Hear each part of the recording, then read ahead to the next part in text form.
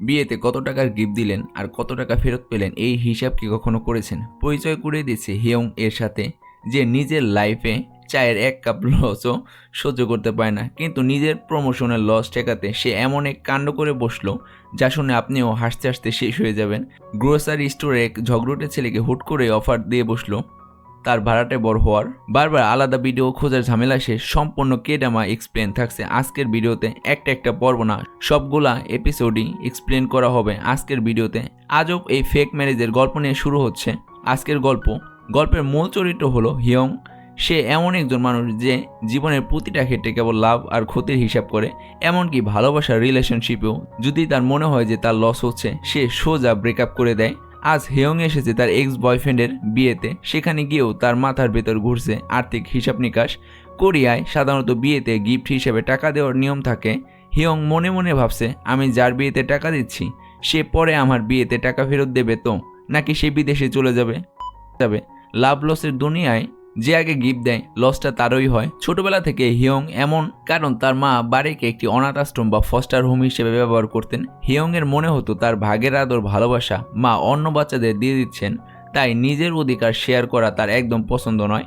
হিয়ং তার ex boyfriend ইউজিকে wish করে, কিন্তু মনে মনে প্রচণ্ড রেগে যায়। ব্রেকআপের মাত্র 6 মাসের মাথায় ছেলেটি অন্য মেয়েকে বিয়ে করে ফেলেছে। তার উপর দেখা যায় এই কাপল 1 বছর ধরে প্রেম করছে, অর্থাৎ ছেলেটি একই সাথে হিয়ংকে চিট করছিল। রাগের মাথায় হিয়ং কল্পনা করে যে সেই স্টেজে উঠে পুরো বিয়ের অনুষ্ঠান লণ্ডভণ্ড করে দিচ্ছে, কিন্তু পরক্ষণে বাস্তবে ফিরে এসে দেখে বিয়ের কোণে যখন ফুল ছিটায় তখন দুর্ঘটনাবশত ব্রাইডাল বুকেটটি এসে পড়ে সরাসরি হিয়ংয়ের হাতে। সামাজিক বিশ্বাস অনুযায়ী এরপর নাকি হিয়ংয়েরই বিয়ে হতে যাচ্ছে।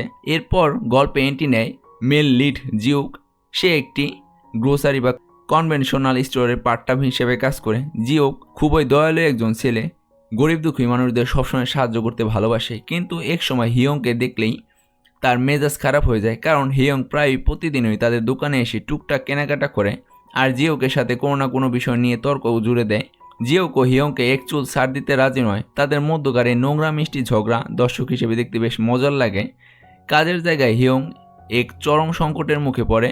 তার কোম্পানিতে প্রমোশনে একটি দুর্দান্ত সুযোগ এসেছে, কিন্তু শর্ত একটাই, যে ব্যক্তি বিবাহিত এবং যার একটি নিজস্ব পরিবার আছে তাকেই প্রমোশনে অগ্রাধিকার দেওয়া হবে, কারণ কোম্পানির বসের মতে বিবাহিত কর্মীরা দায়িত্বশীল হয়।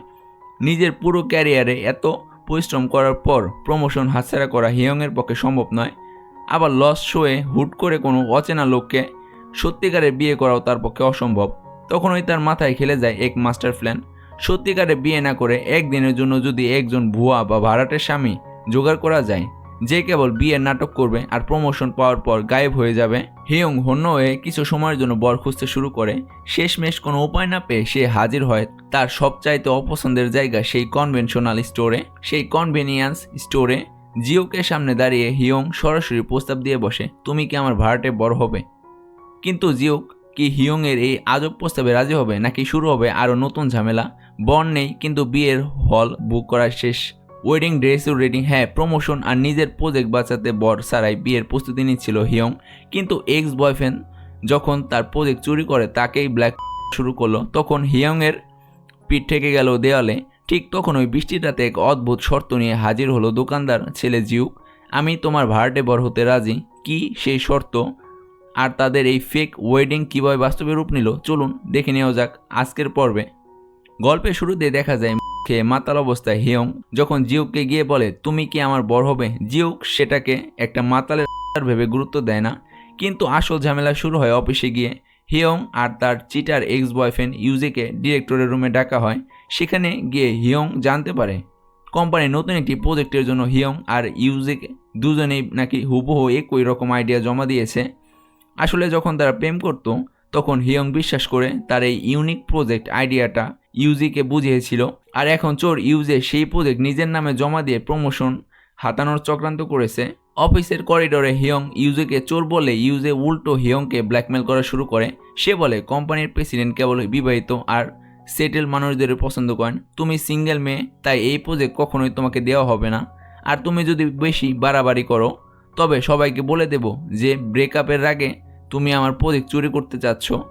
ইউজের এমন নোংরা ব্ল্যাক হিয়ং এর মাথা গরম হয়ে যায়। সে ইউজের মুখের উপর চ্যালেঞ্জ ছুড়ে দেয়, আগামী 1 মাসের মধ্যে আমার বিয়ে, আমি বিবাহিত হয়ে এই প্রজেক্ট জিতব। বাস্তবে বর না থাকলেও হিয়ং পিছিয়ে যাওয়ার পার্টি নয়। সে বর ছাড়াই বিয়ের হল বুক করে, ইনভিটেশন কার্ড প্রিন্ট করে আর একা একাই বিয়ের শপিং করতে শুরু করে। তার ফ্রেন্ডরা ওকে বোঝায় যে বর ছাড়া বিয়ে ছাড়া কিছুই নয়, কিন্তু হিয়ং যে কোনো মূল্যে প্রমোশন হাসিল করতে মরিয়া। অন্যদিকে জিওক অন্য এক লোককে দেখে যে হিয়ংয়ের ভাড়াটে বর হিসেবে পার্ট টাইম কাজটা নেওয়ার জন্য কথা বলছিল। জিওক এই লোকটার মতলব সুবিধাজনক না দেখে লোকটার ফোন ভেঙে ফেলে, তাকে হিয়ংয়ের কাছে পৌঁছাতে দেয় না। আসলে জিওক একটা কথা জানতে পেরেছিল, হিয়ংয়ের মা ডিমনশনিয়া বা স্মৃতি ভ্রমরোগে ভুগছেন। তার মায়ের স্মৃতি পুরোপুরি মুছে যাওয়ার আগে হিয়ং নিজের এই নকল হলেও একটা বিয়ের অনুষ্ঠান মাকে দেখাতে চায়। জিওকের মন গলে যায়। সে বুঝে যে হিয়ং বাইরে থেকে যতটাই লাভ লসের হিসাব দেখানোর কড়া মেয়ে হোক না কেন, ভিতরে ভিতরে সে তার পরিবারকে অনেক ভালোবাসে। এক রাতে প্রচণ্ড বৃষ্টির মধ্যে হিয়ং যখন হতাশ হয়ে বাড়ি ফিরছিল, তখন ছাতা নিয়ে তার সামনে এসে দাঁড়ায় জিওক। জিওক সরাসরি বলে, আমি তোমার ফেক জামাই হতে রাজি, তবে তার একটি শর্ত আছে, কোনো ইমোশনাল অ্যাটাচমেন্ট রাখা যাবে না। আর বিনিময় হিসেবে হিয়ংকে একটি রাস্তার পোষা বিড়াল এর কিছুদিন খেয়াল রাখতে হবে। হিয়ং তো খুশিতে আত্মহারা। পরের দিন থেকেই শুরু হয় তাদের বিয়ের প্রস্তুতি। ড্রেস স্টাইল থেকে শুরু করে বিয়ের খুঁটিনাটি বিষয়ে তাদের মধ্যকার খুনসুটি আর মিষ্টি ঝগড়া দর্শকদের মন জয় করে নেয়। জিওক যখন চশমাগুলো স্যুট বুট পরে বর সেজে সামনে আসে, হিয়ং তো নিজের চোখেই বিশ্বাস করতে পারছিল না। অবশেষে বর পাওয়া গেল, বিয়ের প্রস্তুতিও শেষ। কিন্তু এই ভুয়া কি হিয়ংয়ের প্রমোশন নিশ্চিত করতে পারবে, নাকি এক্স বয়ফ্রেন্ড ইউজে জেনে ফেলবে তাদের এই বড় সত্যটা? পর্বের শেষেই জিওক হিয়ংয়ের ভুয়া হতে রাজি হয়েছিল, তাই এই পর্ব শুরুতেই তাদের বিয়ের প্রস্তুতি জোর কদমে শুরু হয়ে যায়। কিন্তু প্রথম সমস্যাটা তৈরি হয় জিওকের আউটলুক নিয়ে। জিওক সবসময় ঢিলে ঢেলা জামা কাপড় আর মোটা চশমা পরে থাকে, যা দেখে কোনোভাবেই একজন কর্পোরেট প্রফেশনালের বর মনে হয় না। হিয়ং তাকে সোজা নিয়ে যায় এক বিলাসবহুল সেলুন আর টেইলর শপে। সেখানে জিওকের চুল ট্রিম করা হয়, চশমা খোলা হয় এবং একটি ড্যাশিং ব্ল্যাক স্যুট পরানো হয়। মেকওভার শেষে জিওক যখন হিয়ংয়ের সামনে এসে দাঁড়ায়, হিয়ং তো তাকে দেখে পুরো যেই জিওককে সে সাধারণ দোকানদার ভাবত, সে আসলে একজন লুকানো মডেল বা প্রিন্স। মেকওভারের পর এবার পালা বিয়ের ফটোশ্যুট এবং ইনভিটেশন কার্ডের প্রিপারেশন। ফটোগ্রাফার যখন তাদের রোম্যান্টিক পোজ দিতে বলে, দুজনেই প্রথমে অনেক নার্ভাস আর অকওয়ার্ড বোধ করে, কারণ বাস্তবে তাদের সম্পর্ক তো ঝগড়া আর শর্তের। কিন্তু ক্যামেরার সামনে কাজের খাতিরে তারা যখন আই কন্ট্যাক্ট করে এবং একে অপরকে জড়িয়ে ধরে, তখন তাদের মধ্যকার কেমিস্ট্রি যেন হঠাৎ করেই জমে ওঠে। জিউকের মিষ্টি হাসি আর কেয়ারিং আচরণ দেখে হিয়ংয়ের মনে ভেতরে এক অদ্ভুত অনুভূতি তৈরি হয়, যদিও সে নিজের মনকে বারবার মনে করিয়ে দেয় এটা কেবল একটা ফেক ওয়েডিং, কেবল প্রমোশনের জন্য। অন্যদিকে হিয়ংয়ের এক্স বয়ফ্রেন্ড ইউজে কিন্তু মোটেও শান্ত হয়ে বসে নেই। হিয়ং সত্যি সত্যি বিয়ে করছে এটা ইউজে কোনোভাবেই বিশ্বাস করতে পারছে না। তার মনে চরম সন্দেহ জাগে যে প্রমোশন বাগে নেওয়ার জন্য হিয়ং কোনো ফেক ড্রামা সাজাচ্ছে না তো। ইউজে চুপি চুপি হিয়ংয়ের ইনভিটেশন কার্ড চেক করে এবং বরের পরিচয় খোঁজার চেষ্টা করে। সে হিয়ংয়ের ফ্রেন্ডদের কাছেও বর সম্পর্কে নানান প্রশ্ন করে জেরা করতে থাকে। ইউজের এমন সন্দেহজনক নজরের কারণে হিয়ং আর ইউজেকে বিয়ের প্রতিটি ডিটেল নিখুঁত রাখতে হচ্ছে, যাতে কেউ কোনো ভুল ধরতে না পারে। অবশেষে এসে যায় বহু কাঙ্ক্ষিত বিয়ের দিন। হলরুমে হিয়ংয়ের মা এসে উপস্থিত হন। স্মৃতিভ্রম বা ডিমেনশিয়া রোগের কারণে মা সবকিছু মনে রাখতে পারেন না, কিন্তু এই বিয়ের দিনে মেয়েকে কনের সাজে দেখে মায়ের চোখে জল চলে আসে। জিওক এখানে এক অসাধারণ চরিত্রের পরিচয় দেয়। সে মায়ের সাথে এত আন্তরিক আর দায়িত্বশীলভাবে কথা বলে যে কেউ দেখে ভাববে সে সত্যি হিয়ংয়ের কতদিনের চেনা প্রেমিক। জিওকের এই কমল হৃদয় দেখে হিয়ংয়ের বুক জুড়ে এক অদ্ভুত ভালো লাগা কাজ করে। সে বুঝতে পারে চুক্তি অনুযায়ী বর হলেও জিওক মানুষ হিসেবে আসলেই অসম্ভব খাঁটি। অবশেষে স্টেজে রাজপুত্ররূপী জিওকে পাশাপাশি দাঁড়াতে দেখে চমকে যায় অনুষ্ঠানে আসা অফিসের সহকর্মীরা, আর হিংসায় ইউজের মুখ কালো হয়ে যায়। সব ঠিকঠাকই চলছিল, কিন্তু বিয়ের অনুষ্ঠান মিটে গেলেই কি জিও গায়েব হয়ে যাবে, নাকি এই ভুয়া হিয়ংয়ের আসল ভালোবাসায় পরিণত হতে যাচ্ছে? বিয়ে শেষ, মিশনও সাকসেসফুল, কিন্তু বাসর রাতের পরদিনই গায়েব হয়ে গেল ভাড়াটে জামাই। ফোন বন্ধ, স্টোর খালি, কোথাও কোনো চিহ্ন নেই জিওকের। ঠিক তখনই প্রমোশন পেয়ে অফিসে পা রাখলো হিয়ং, আর সেখানে নতুন নিউ জয়নিং হিসেবে প্রবেশ করলো স্বয়ং জিওক। কিন্তু এবার আর সে সাধারণ দোকানদার নয়, কোম্পানির নতুন রিক্রুট। বিয়ে শেষ হতে হারিয়ে যাওয়া জামাই কিভাবে অফিসে হাজির হলো, চলুন দেখে নেওয়া যাক 4 নম্বর পর্বে। বিয়ের পারফেক্ট নাটক শেষ হওয়ার পর দিনে ঘটে আসলো অঘটন। চুক্তি অনুযায়ী হিয়ংয়ের সাথে আর যোগাযোগ রাখার কথা ছিল না জিওকের। তবু হিয়ং ভেবেছিল অ্যাটলিস্ট একটা বিদায় জানাবে, কিন্তু পরদিন সকালে উঠে হিয়ং দেখে জিওকের ফোন বন্ধ। হিয়ং তড়িঘড়ি করে জিওকে সেই কনভিনিয়েন্স স্টোরে ছুটে যায়। সেখানে গিয়ে জানতে পারে জিওক তার চাকরি ছেড়ে দিয়েছে এবং বাসা বদল করে চলে গেছে। হিয়ংয়ের মনে এক অদ্ভুত খালি খালি ভাব আর অস্বস্তি কাজ করতে থাকে। সে বুঝতে পারে না যাকে সে কেবল টাকার বিনিময়ে বর বানিয়েছিল তার জন্য হঠাৎ কেন মন খারাপ হচ্ছে। গল্পে এবার 3 মাসে একটি টাইম জাম্প বা সময় ব্যবধান দেখা যায়। হিয়ংয়ের সেই নকল বিয়ের মিশন শতভাগ সফল হয়েছে। কোম্পানি থেকে তাকে সেই নতুন প্রজেক্টের লিডার বানিয়ে প্রমোশন দেওয়া হয়েছে। এক্স বয়ফ্রেন্ড ইউজে হিয়ংকে আটকানোর বহু চেষ্টা করেও ব্যর্থ হয়, কারণ বিবাহিত এবং সেটেল ট্যাগ পাওয়ার পর কোম্পানির প্রেসিডেন্ট নিজে হিয়ংকে সাপোর্ট করেন। হিয়ং এখন তার নতুন পজিশন আর প্রজেক্ট নিয়ে বেশ ব্যস্ত। সে ভেবেছিল জিওকের অধ্যায় বোধহয় তার জীবন থেকে চিরতরে শেষ হয়ে গেছে, কিন্তু গল্পে আসল টুইস্ট অপেক্ষা করছিল নতুন রিক্রুটদের জয়নিংয়ের দিনে। হিয়ংয়ের আন্ডারে কাজ করার জন্য কোম্পানিতে নতুন কিছু লোক নিয়োগ দেওয়া হয়। সবাই যখন মিটিং রুমে জড়ো হয় ঠিক তখনই দরজা খুলে ভেতরে আসে এক ড্যাশিং যুবক। হিয়ং চোখ বড় বড় করে তাকিয়ে দেখে এ তো অন্য কেউ নয়, স্বয়ং জিওক। তবে এবার সে চশমা পরা দোকানদার বা ভাড়াটে বর নয়, কোম্পানির একজন ফুল টাইম নতুন এমপ্লয়ি। হিয়ং তো তাকে দেখে পুরোপুরি শকে চলে যায়। অফিসের সবার সামনে জিওক এমন ভাব করে যেন সে হিয়ংকে কেবল একজন সিনিয়র বস হিসেবেই চেনে। হিয়ংয়ের মাথায় তখন হাজারটা প্রশ্ন ঘুরপাক খেতে থাকে। জিও কেন এই কোম্পানিতে জয়েন করলো? সে কি হিয়ংয়ের পেছনে এখানে এলো, নাকি এর পেছনে লুকিয়ে আছে অন্য কোনো বড় রহস্য? যে বরকে 3 মাস ধরে খুঁজে পাওয়া যাচ্ছিল না সে এখন সোজা হিয়ংয়ের টিমের জুনিয়র এমপ্লয়ি। এখন অফিসে কিভাবে নিজেদের বিয়ের এই সিক্রেট সামলাবে তারা? অফিসে কি এক্স বয়ফ্রেন্ড ইউজে টের পেয়ে যাবে তাদের এই সত্যিটা? যে বরকে 3 মাস খুঁজে পাওয়া যায়নি সে এখন সোজা অফিসের জুনিয়র ইন্টার্ন। গত পর্বের শেষে নতুন রিক্রুট হিসেবে জিওকে দেখে হিয়ং পুরোপুরি শকে চলে যায়। এই পর্বের শুরুতেই সুযোগ পেয়ে হিয়ং জিওকে টেনে হিস্ট্রে এক গোপন জায়গায় নিয়ে যায়। হিয়ংয়ের একটাই প্রশ্ন, তুমি 3 মাস গায়েব থাকার পর হুট করে আমার কোম্পানিতে কেন জয়েন করলে? তুমি কি আমাকে ফলো করছো? জিও খুব শান্তভাবে জবাব দেয় যে সে কোনো উদ্দেশ্য নিয়ে আসেনি, বরং সে নিজের যোগ্যতায় পরীক্ষা দিয়ে ইন্টারভিউ পাশ করে এই কোম্পানিতে চাকরি পেয়েছে। কিন্তু হিয়ংয়ের ভয়, যদি কেউ জেনে যায় যে তাদের জুনিয়র এমপ্লয়ি তার স্বামী, তবে তাদের দুজনের চাকরি যাবে এবং হিয়ংয়ের ফেক ম্যারেজের খবর ফাঁস হয়ে বাতিল হবে। অফিসে টিকে থাকার জন্য হিয়ং কড়া নিয়ম জারি করে। কাজের জায়গায় তারা একে অপরকে চিনবে না এবং সম্পূর্ণ পেশাদার আচরণ করবে। কিন্তু জিওক হলো অন্য ধাতুতে গড়া। সে হিয়ংকে টিম লিডার বলে সম্বোধন করে ঠিকই, তবে চোখে চোখ রেখে এমন সব মিষ্টি কথা বলে যেন হিয়ংও নার্ভাস হয়ে পড়ে। টিমের সবাই জিওকে লুকস এবং কাজের দক্ষতায় বেশ মুগ্ধ।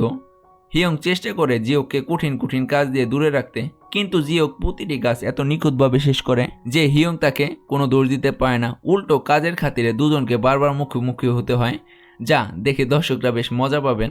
এদিকে চিটার এক্স বয়ফ্রেন্ড ইউজে কিন্তু বসে নেই। জিওককে টিমে দেখে ইউজের মনে এক অদ্ভুত হিংসা তৈরি হয়। ইউজের মনে হতে থাকে হিয়ং নতুন এই জুনিয়র ছেলেকে একটু বেশি মনোযোগ দিচ্ছে। ইউজে জিওককে হেই করার জন্য তাকে অফিসের টুকটাক ফালতু কাজ করাতে চায়, কিন্তু জিওক ইউজের প্রতিটি চাল বুদ্ধি দিয়ে সামলে নেয়। ইউজের সাথে জিওকের এই লড়াই দেখে হিয়ং ভিতর বেশ মজাই পায়। তবে ইউজে সন্দেহ করতে শুরু করে যে জিওক আর হিয়ংয়ের মধ্যে কাজের সম্পর্কের বাইরেও নিশ্চয়ই কোনো গোপন হিসেব নিকাশ রয়েছে। এক রাতে পুরো প্রজেক্টের কাজ শেষ করার জন্য হিয়ংকে অফিসে ওভারটাইম করতে হয়। টিমের সবাই বিদায় নিলেও জিওক হিয়ংকে একা ফেলে বাড়ি যায় না। সে নিঃশব্দে হিয়ংয়ের পাশে বসে কাজ করতে থাকে। কাজের ফাঁকে হিয়ং যখন ক্লান্ত হয়ে পড়ে জিওক তার জন্য কফি এনে দেয় এবং তার খেয়াল রাখে। এই নির্জন অফিসে দুজনের চোখাচোখি আর মিষ্টি কথোপকথনে তাদের মাঝের জমাট বাঁধা বরফ গলতে শুরু করে। হিয়ং বুঝতে পারে জিওক কেবল চুক্তির বর ছিল না, সে সত্যি হিয়ংয়ের ভালো চায়। জিওকের নিঃস্বার্থ যত্ন হিয়ংয়ের কঠোর মনকে ধীরে ধীরে নরম করতে শুরু করে।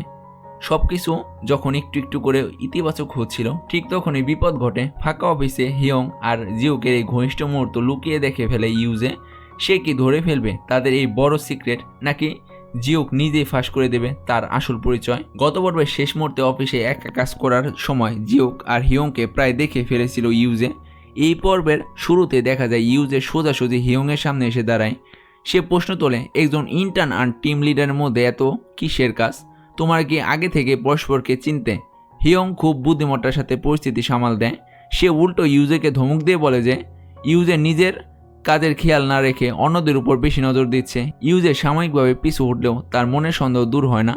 সে সিদ্ধান্ত নেয় জিওকের ব্যাকগ্রাউন্ড চেক করবে, যাতে কোনো খামতি পেলেই তাকে কোম্পানি থেকে বের করে দেওয়া যায়। গল্পে এবার এক নতুন মোড় আসে। কোম্পানির প্রেসিডেন্ট বা সিও জিওকের পারফরমেন্স দেখে বেশ কৌতূহল হয়ে ওঠেন।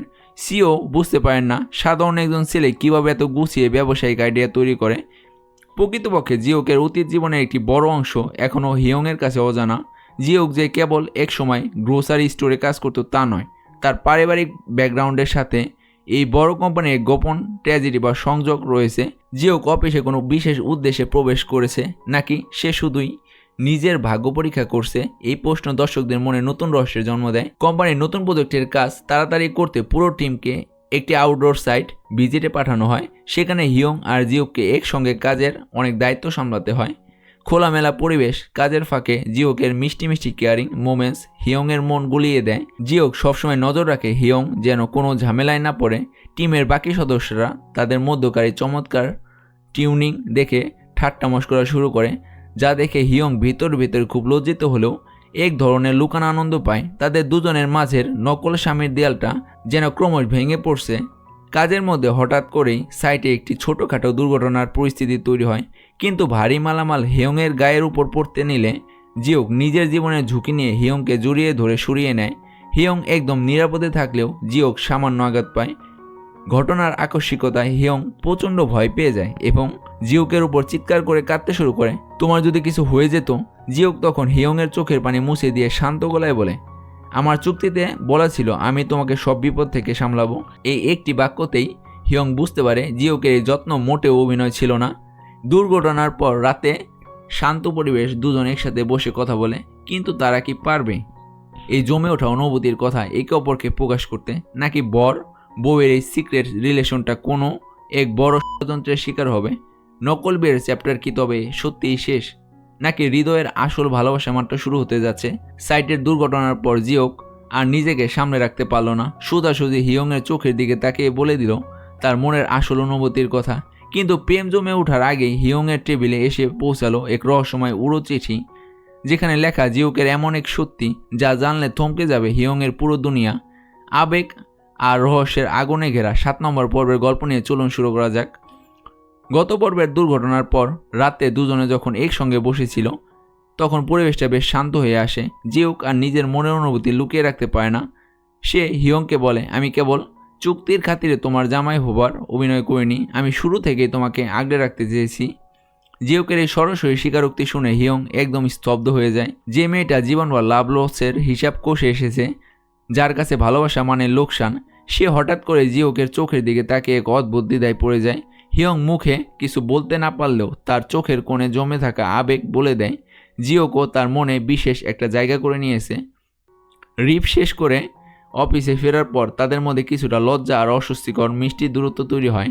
অফিসে কাজের খাতিরে মুখোমুখি হলে হিয়ং নজর এড়িয়ে যাওয়ার চেষ্টা করে, কিন্তু জিওক তার স্বভাব সুলভ কায়দায় হিয়ংয়ের উপর খেয়াল রাখতে থাকে। এদিকে এক্স বয়ফ্রেন্ড ইউজে কিন্তু তাদের এই বদলে যাওয়া বডি ল্যাঙ্গুয়েজ ঠিকই খেয়াল করে। ইউজে বুঝতে পারে সাইড ট্রিপের পর হিয়ং আর জিওকের কেমিস্ট্রি আরও গাঢ় হয়েছে। এতে ইউজের হিংসা চরমে ওঠে। ইউজে ঠিক করে সে সোজা কোম্পানির উচ্চপদস্থ কর্মকর্তাদের কাছে গিয়ে রিপোর্ট করবে যে হিয়ং একজন নতুন ইন্টার্নকে বিশেষ সুবিধা দিচ্ছে। গল্পে এবার বড় ধরনের টার্নিং পয়েন্ট আসে। কোম্পানির সিও ব্যক্তিগত এক কাজের সূত্রে জিওকের মুখোমুখি হন। সিও জিওকের পারিবারিক ব্যাকগ্রাউন্ড নিয়ে কিছু একটা আঁচ করতে পারেন, যা তাকে ভীষণ চিন্তিত করে ফেলে। প্রকৃতপক্ষে জিও কেন এই কোম্পানিতে চাকরি নিতে এত আগ্রহী ছিল তার পেছনে রয়েছে গোপন পারিবারিক রহস্য। জিওক যে কোনো সাধারণ অনাথ বা মেসের ছেলে নয়, বরং এই পরিবারের অতীতের কোনো কালো অধ্যায়ের সাথে তার জীবন যুক্ত, এমনটা ইঙ্গিত পাওয়া যায় এই পর্বে। জিওক ও সিওর মধ্যকার থমথমে পরিস্থিতি ড্রামাটিতে এক দারুণ সাসপেন্স এনে দেয়। অফিসের সমস্ত টেনশন আর ঝামেলা দূরে ঠেলে দিতে রাতে জিওক হিয়ংকে একটি ছোট্ট স্ট্রিট ফুড স্টলে নিয়ে যায়। কোনো বিলাসবহুল রেস্তোরাঁ নয়, কিন্তু এই সাধারণ জায়গাতে তারা নিজেদের জীবনে অনেক ছোট ছোট জমানো কষ্টের কথা শেয়ার করে। হিয়ং প্রথমবার স্বীকার করে যে সে কতটা একা বোধ করত এবং কীভাবে সবসময় নিজের লস হওয়ার ভয়ে নিজেকে গুটিয়ে রাখত। জিওক তখন তার হাত ধরে সান্ত্বনা দিয়ে বলে, এখন থেকে তোমার কোনো লস হতে দেব না আমি। 1 বছর পর গল্পে টাইম জাম্প দেখা যায়। হিয়ং এখন আর সেই পুরনো কোম্পানির অধীনে কাজ করে না। সে নিজের একটি নতুন সফল ব্যবসা শুরু করেছে, যেখানে অনাথ বাচ্চাদের সহায়তায় বিশেষ প্রজেক্ট চালানো হয়। 1 বছর পর আরও ম্যাচুইট আর ড্যাশিং লুকে কোরিয়ায় ফিরে আসে জিওক। সে সোজা চলে আসে হিয়ংয়ের নতুন অফিসের সামনে। এবার আর কোনো ফেক ওয়েডিং বা ভাড়াটে বরের চুক্তি নেই। জিওক সরাসরি হাঁটু গেড়ে বসে হিয়ংকে সত্যিকারের প্রপোজ করে। জিওক বলে, যে সম্পর্কে কোনো হিসাব নেই, কোনো লাভ ক্ষতির অঙ্ক নেই, তুমি কি সেই ভালোবাসায় সারা জীবন আমার বউ হবে? হিয়ং আনন্দের অশ্রু মুছে জিওকের প্রপোজাল গ্রহণ করে। ড্রামার শেষ পর্বে অন্য সব চরিত্রের পরিণতিও বেশ সুন্দরভাবে দেখানো হয়। কোম্পানির সাবেক সিও এবং হিয়ংয়ের লেখিকা বান্ধবী জাইনের মধ্যকার মিষ্টি প্রেমও সফল পরিণতি পায়। অন্যদিকে চিরকালের ভিলেন আর স্বার্থপর এক্স বয়ফ্রেন্ড ইউজেই তার ভুল বুঝতে পেরে অনুশোচনায় ভোগে এবং সাধারণ একটি চাকরি করে নিজের অতীত পাপের প্রায়শ্চিত্ত করতে থাকে। হিয়ং তাকে পুরোপুরি ক্ষমা করে দিয়ে জীবনের পুরনো বিষাক্ত চ্যাপ্টার চিরতরে বন্ধ করে দেয়। সবশেষে হিয়ং আর জিওক আবার সেই পুরনো কনভেনিয়েন্স স্টোরে ফিরে যায়, যেখান থেকে শুরু হয়েছিল তাদের এই অদ্ভুত যাত্রা। হিয়ং দর্শকদের উদ্দেশ্যে ভালোবাসার এক নতুন শিক্ষা দেয়। ভালোবাসা মানে কোনো লাভ লসের হিসাব নয়, ভালোবাসা হলো বিনা শর্তে কারো পাশে থাকা। আর এভাবে একটি সুন্দর, মিষ্টি ও ইমোশনাল হ্যাপি এন্ডিংয়ের মাধ্যমে শেষ হলো নো গেন নো লাভ ড্রামাটি। পুরো ড্রামা সিরিজ জুড়ে আপনাদের সাথে থাকা রিভিউগুলো কেমন লেগেছে তা কমেন্ট করে জানান। ভিডিওটি ভালো লাগলে লাইক ও শেয়ার করুন এবং এমনই চমৎকার সব কে ড্রামা এক্সপ্লেনেশন পেতে আমাদের চ্যানেলটি সাবস্ক্রাইব করে পাশেই থাকুন।